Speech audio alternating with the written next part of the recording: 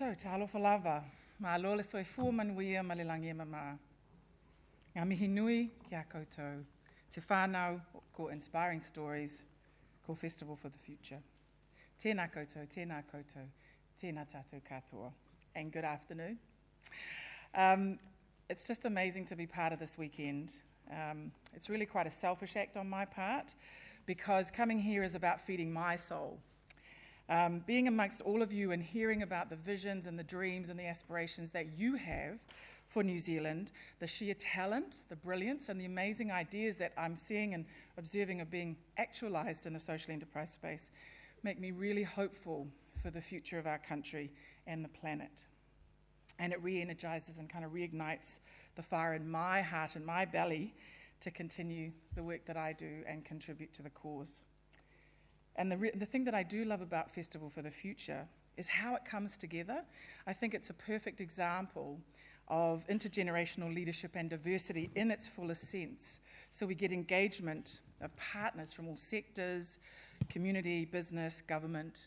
There's collaboration, and out of that comes creativity, innovation, and experience that catalyzes and continues the amazing exponential growth of the sector and the entrepreneurial initiatives that you do. So I want to first acknowledge and thank Guy. He's that guy. He is the quintessential disruptor. Big vision, and has woven us all into it and brought us together on this journey of creativity and innovation. I also want to, with my organisational partner hat on, really acknowledge the Inspiring Stories Trust Board, Vanessa and all the trustees, and the talented crew that's put on the festival. So I just want to say thank you. It is our privilege to be part of that. I also want to thank all of the Leadership New Zealand, members of the Leadership New Zealand tribe who are here, and I want to ask them to please stand up, because like me, they've got a real commitment to what this is all about, and are here for themselves, but also to help participate. So I can see Bernie, Arthur, I think Ado,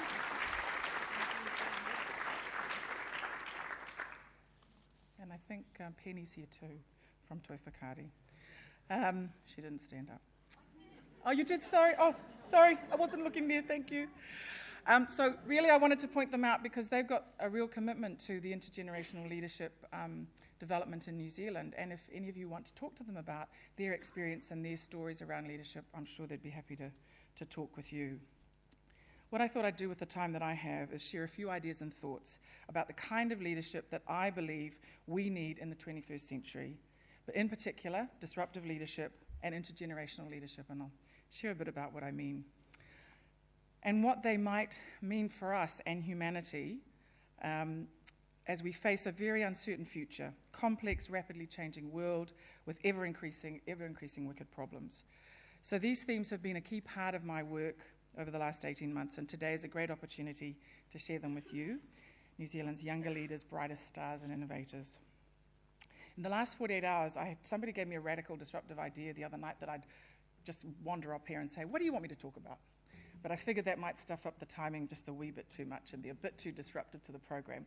But so I did talk to a few people and said, what would be helpful for me, for me to talk about around the whole subject of leadership. And so hopefully as I go through, some of the things that they raised with me, maybe hit the mark for you. I'll start with, in terms of framing, Kiri Tapu Allen yesterday morning talked about us needing to understand ourselves as a leader in three ways. Who am I? Who am I in relation to others? And who am I in relation to wider society? So based on the conversations I had, I'll focus first on who we are as leaders in relation to the last two, so with each other and to wider society. And then I'll finish, if we get enough time, to go back to the question of, so who am I as a person? Who am I as a leader, and what do I think and what do I feel? So what's happening this weekend? Well, you're reimagining our worlds. You're redefining, you're reframing what is possible, and you're designing new futures. And that is what I think leadership is all about, reimagining our worlds. David Suzuki, who's a world-renowned scientist and environmentalist and one of the planet's preeminent elders, believes we have a sacred duty to pass on to future generations a world that is richer than the one we have come into. So we're deeply embedded in nature, and the biggest challenge facing us as we work to create that better future is to reimagine how we perceive our world, our vision of what must be, our vision, our place in it, and the actions we need to take. And he says we must see the world through new eyes and find new ways to live in balance with the sacred elements and create a future rich in joy and happiness and meaning, which is our real wealth. All of that takes leadership. Now, there are thousands of theories and hundreds of books, or is it hundreds of theories and thousands of books? So I'm just going to give you my take on what I think leadership is. So I think that leadership really is just a decision. It's a mindset. It's not about a title or position, and that people can lead and positively influence and serve and call others to action and create change from wherever they are. So leadership is about building and creating relationships of influence, which is what you've spent the last 2 days doing, so that we can drive change and collectively with others in an inclusive and collaborative way, achieve your dreams and improve the lot for everybody and for society. And in doing that with creating relationships of influence, you're actually enabling other people to do exactly that and become leaders themselves. So if your actions inspire others to dream more, to learn more, to do more, and become more, you are a leader. One of the things that I do know after 48 years on this earth is that the only thing that we can rely on is that things will change. Nothing stays the same. And I've seen huge changes, as many of you all have too, in terms of the way that we work and we live. So I think that the leadership change is about how we deal with the change as it confronts us and the leadership mindset that we bring to that opportunity. Aotearoa New Zealand is the fourth most diverse country in the OECD. And the challenges that we face, connecting into that wider high-tech world that's constantly changing, we're seeing problems arise and things that are coming up that we've never had to deal with before. So looking back and kind of thinking about how we did it before doesn't work. So you're creating and shifting and thinking about new ways, and the way to do that is to do it together. As change makers, as innovators, as agitators, you are being disruptive. You're taking leadership, and leadership is about creating those new realities. So Albert Einstein said that the problems that exist in the world today can't be solved with the level of thinking that created them. So we live in disruptive times. And the whole kind of topic of disruptive leadership, which we're hearing more about today, is really about taking a mindful approach to how we rupture, how we upset, how we throw out those entrenched models and belief systems, breaking apart the status quo, designing and innovating, being disobedient, being unreasonable. All those words have come up over the last couple of days. Creating new models and new narratives that supersede the old ones, make them obsolete. So I think that disruptive leaders, that's all of us in this room, are at the center of all meaningful change in the world. There are leaders, we are leaders who step outside the norm, we challenge established practices, we reframe problems and opportunities and create uncertainty. We act and we think differently and go beyond the boundaries of what is. But it's not a solo act, right? It takes a village to create a disruptive force for change. And the key is to change the conversation in whatever your tribe is to make it safe to be a disruptor. So disruptive leadership can be a positive force when harnessed by visionary leaders. You've got to take risks. You use your insight and your foresight to move away from what is safe and the whole area of complacency, to defend our rights and our common well-being and happiness and seek better ways forward. Through social enterprise initiatives like Festival for the Future, it is all of us in the room together that are taking front stage in the disruption. And we're the ones that possess that passion and that energy to change the systems and beliefs that no longer work. You're choosing to navigate new pathways that will enable us to face an uncertain future. Suzanne Jeffers, one of the best books I was ever given when I was 25 was Feel the Fear and Do It Anyway. And I have subscribed to that. It was one of the most life-changing books that I gave, and I think whoever gave it to me knew it was about right for me at that time, because I was very fearful. I wasn't 25 like you sitting there, I can change the world. And so now, her perspective was, you're not a failure if you don't make it, you're actually a success for trying. And what I learnt then was, well, if it doesn't work this way, then I try something else. And it seems simple now, but at 25 it was really difficult for me. So Leadership New Zealand's network is a disruptive tribe. Some of you have been part of that, and I hope that after this weekend, you'll all be open to kind of joining us. We're 10 years old. Our vision is to enrich New Zealand through active leadership in a connected community. So our work is to grow, celebrate, and weave together the diversity of New Zealand's leaders through conversation, with a view to developing resilient leaders who are inclusive, leaders who connect, who build community, effect positive change. And we want to change the face of leadership in Aotearoa so that we can have a group of leaders who are courageous, generous of spirit, who act with integrity and are ultimately disruptive. So in our tribe, we have lots of challenging conversations that say it's okay to think and act differently. That's what makes it work, that we can have different ideas, and yet paradoxically, we hold the difference in a way that allows us to say, well, how do we move past it or create something amazing out of that? A decade on, we now have some 250 alumni who've been through our leadership program, and thousands of other leaders who are connected and engaged through our LinkedIn network, through the thought leadership events that we run. That's leaders from all sectors, commercial, public sector, private, creative, arts, NGO sector, who now have broadened mindsets about what's possible as leaders, and also an appreciation about the complex challenges in New Zealand. And you may have noticed lately diversity has become a bit trendy. So diversity, women on boards, diversity, we want diversity of representation. I absolutely believe in having diversity in the room, but I think it needs to be more than just about an equity issue. It really is about having a breadth and the depth of thinking, right? We need a diversity of life experience and mindset so that we can be disruptive safely, if that makes sense. That kind of contradicts itself, doesn't it? If we want to really improve the social and economic well-being of our communities. So Leadership New Zealand is, trying to take a place in that. So are you. So I'm really excited about the opportunities that open out of things like this. We can do that together. Because I think the strategic challenge is to take the way that we think and convince the rest of New Zealand that that's the right way to go. So intergenerational leadership. I think that proposition is a key thing that we can... sorry, that's our tribe, isn't it? I missed that. There we go. First time in the 21st century, we have 4 generations in the room that we live and work with. And I don't have to tell you how different we all are and how differently we think and the different lenses that we bring to the decisions that we make, the way we like to live and work.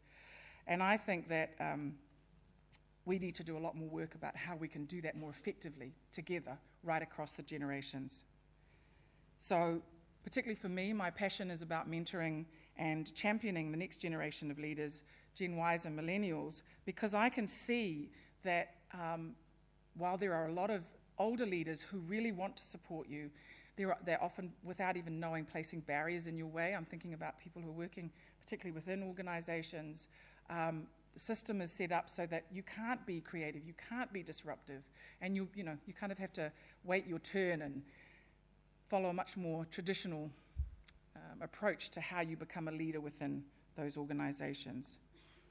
I think if we can figure out how to work more collaboratively across the diversity of generations, then we've got half a chance of actually ensuring that we can work and include the whole diversity of New Zealand in the room and the decisions and driving that change.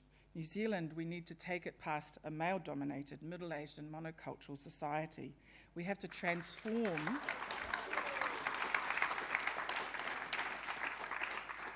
That's no offence to the men in the room. But we have to transform those traditional structures and institutions and disrupt and come up with some new design options so people can't say you can't do that.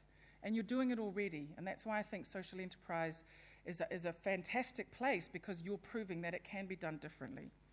Many of our oldest institutions, and I've dealt with, Vanessa and I were talking earlier today, are really struggling with, issues of relevance and legacy. How do we continue this organisation? No, young people want to be part of what we're doing. And we know why that is. So there's a lot of work to be done to help those organisations become much more relevant. And it is an intergenerational challenge.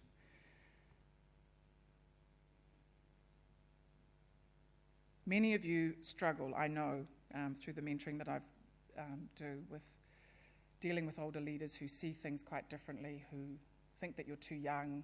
And I'm trying to convince them that actually, you're not the future leaders, you're actually leading now. and there's stuff that you can teach us and that I come here to learn, because there are different ways, and I don't know what they are, but you do, and that together we're going to create those. I'm also observing that is even more of a struggle in some of our cultural and ethnic contexts. You know, I'm Samoan, and when I look at the challenges within our own hierarchical, patriarchal, very traditional leadership models within a New Zealand context, our young people are struggling with those. There's no place for them. You know, you think it's bad enough in a mainstream environment where at least you get to the table, you're just not allowed to say anything. In a lot of our ethnic communities, and I'm thinking new migrant communities, our young people really struggle to find a place. They really do. And so, you know, we see all the side effects of that in terms of our social and health statistics and suicide rates and crime rates. If you don't include everybody, they will find other places to find their meaning and their identity. And you're proof that if you don't like what is, you go find and create something else. And I think business and government and even within not-for-profit sector can learn a lot. So we're a networked society, and we need everybody actively involved. And Leadership New Zealand, as I said, is really trying to work, and I'm really interested in how we might work together to build those bridges and connect our generations with your help. We need the different lenses. Last year, as part of our theme of intergenerational leadership, we facilitated a conversation, and that was the picture earlier. 220 people came for dinner. We had 4 generations of leaders in the room talking about disruptive leadership. And it was amazing. And there are some people in this room who helped co-create and co-design that event. And for me, that was the really exciting bit. The event itself was fine, but like Festival for the Future, for me, when I saw what was possible when you get a group of different thinkers, different generations in the room, it was fun. You know, it was a lot of fun to do and to make it. Leadership New Zealand alumni who do our core leadership program, I think, with 250, are in that sort of Gen X baby boomer age group who I see have a responsibility to help be the bridge. How am I going for time? Okay, all right. So we're now in the scoping phase of developing a intergenerational leadership experience, and I've talked to a few of you about that. As to what you think might be helpful for you in terms of your own leadership development, helping to support you in your as you develop your enterprises.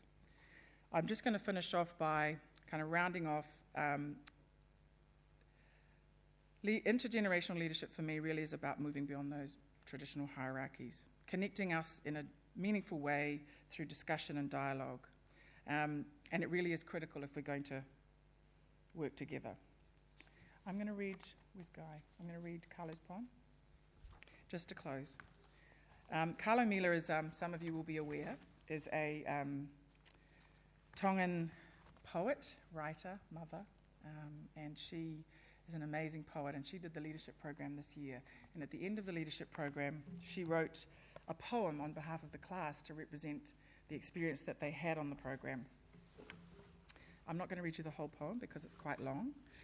I'll just read you a few stanzas from it, because I think they encapsulate some of the thoughts that I have around the opportunity of disruptive leadership in an intergenerational context.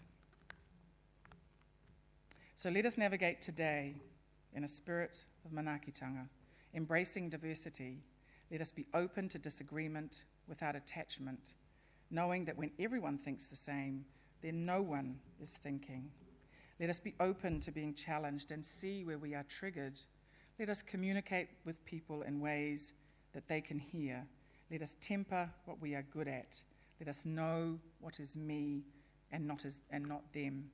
Let us walk in their jandals. Let us be able to influence others who think differently from us, but let us listen with our hearts and not know the other in ways that render them done and dusted. Let us remember that it takes less energy to stick with our own biases. Let us find the levers in diversity and be prepared to disagree, experiencing the fullness of reality through other people's perspectives. Let us be those leaders who beat the drums, orchestrate drama, dance, theatre, and sing songs of the sea in all sorts of strange languages that ache with purpose, passion, and possibility, and inspire the next generation to build boats that will carry them into the future, navigating wisely, that will carry them with courage, unity, spirit, purpose, strength of self, hope for the future aroha, open-hearted, with the long view, with a spirit of inquiry. Let us be those leaders who operate in ways so that people barely know that we were trying to lead them, so that they will say, we did it for ourselves. Thanks.